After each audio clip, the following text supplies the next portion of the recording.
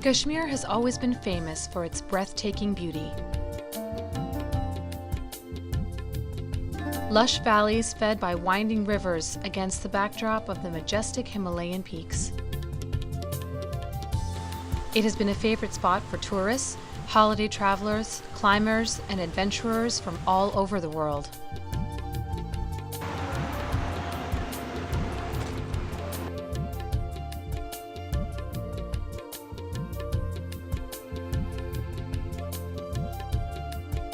Terraced hillsides green with crops and slopes alive with color.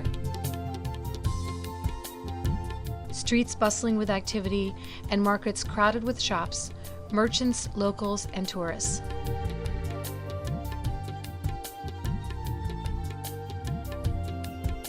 The beauty of the terrain is matched only by that of its people, with their distinct chiseled features, colorful flowing attire, and irresistible smiles.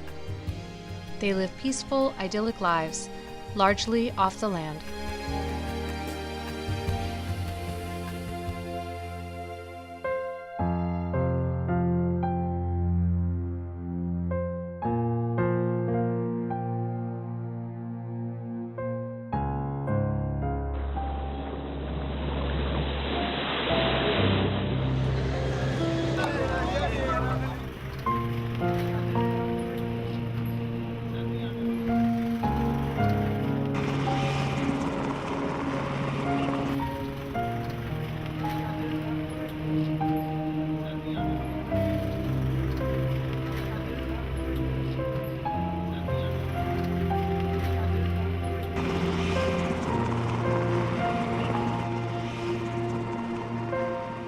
I knew it was going to be bad because of the terrain and what I had learned from talking to people about how the roads were out and just getting a picture even before I arrived in Kashmir of what logistically we were up against, talking to military personnel and different people. But nothing prepared me for what I saw when I got there. Homes were destroyed. People are all in shock is the best I could put it. They're sitting there. I think some were really looking for the meaning of it all. They were reflecting on what had happened, but a lot of them were just completely disillusioned. They had no idea what to do. To see the tent villages all along the way, driving anywhere in the earthquake zone, vast tent villages, people who are homeless. So many children that were injured, horribly lacerated and broken, compound fractures, bones sticking out, children waiting in line to be helped and treated by our doctors. Houses that looked like they were one story that had previously been two because the bottom floor was completely smashed underneath it. I mean, half the village has slid down the mountain, and you can really see the impact. Just seeing families in a state that you know that they'll never in life fully recover from was a very hard thing to deal with. The only thing I can explain it looked like an atomic, what you would think an atomic bomb would look like. I have never seen concrete so destroyed in my entire life. What I saw in Kashmir was just absolute, complete devastation and not really being an easy way to help people, not being an easy way to respond or even get there. It was flat. The river had changed its course because so many buildings had dumped into the side and they had fallen in. The river actually had to go around them. And the concrete, the rebar is sticking up like a skeleton of a fish. You know, the concrete rips out and the rebar is sticking up. Literally sheared off mountains, not just blocked, but sheared off mountains and have to be reblasted. And villages in high-end remote areas that were cut off by, and even getting to them by foot was difficult.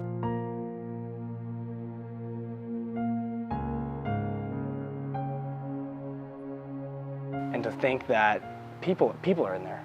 That was the thing that kept you, everyone's walking around scrounging things out of their house, but for me the thought was, what happens when you move the piece of concrete and your wife is there?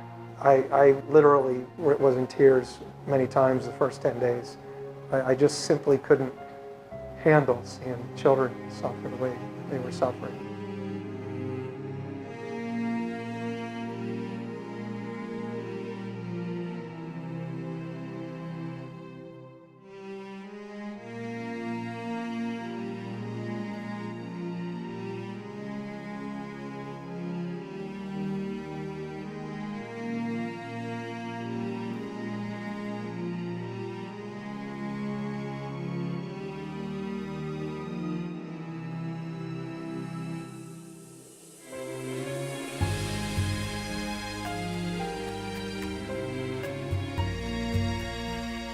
At 8:52 a.m. on October 8, 2005, the ground shook with such violence that nothing was left standing.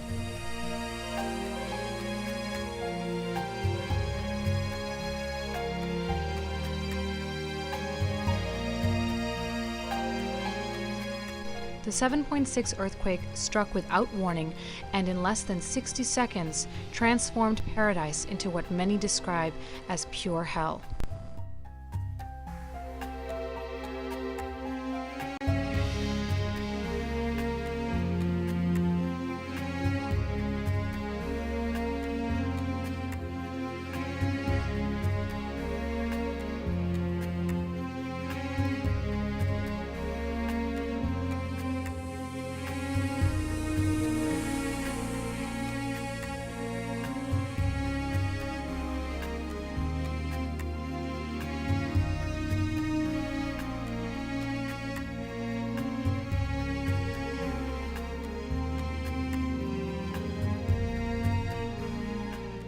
The powerful jolts flattened almost all standing structures across 12,000 square miles. It left more than 80,000 people dead, tens of thousands injured, and 3.5 million homeless.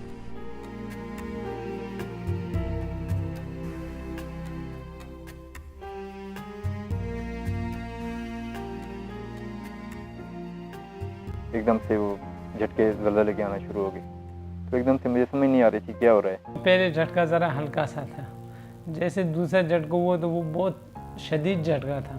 तो बस जैसे ही थे तो वो पाँव पे चप्पल वगैरह भी नहीं पहने, इसी तरह भागते हुए बाहर निकल गए। एकदम से पूरा इलाका एक हिलने लगा, पूरा वो हुआ ऊपर से नीचे, नीचे के ऊपर में। हमने सोचा क़यामत आ गई।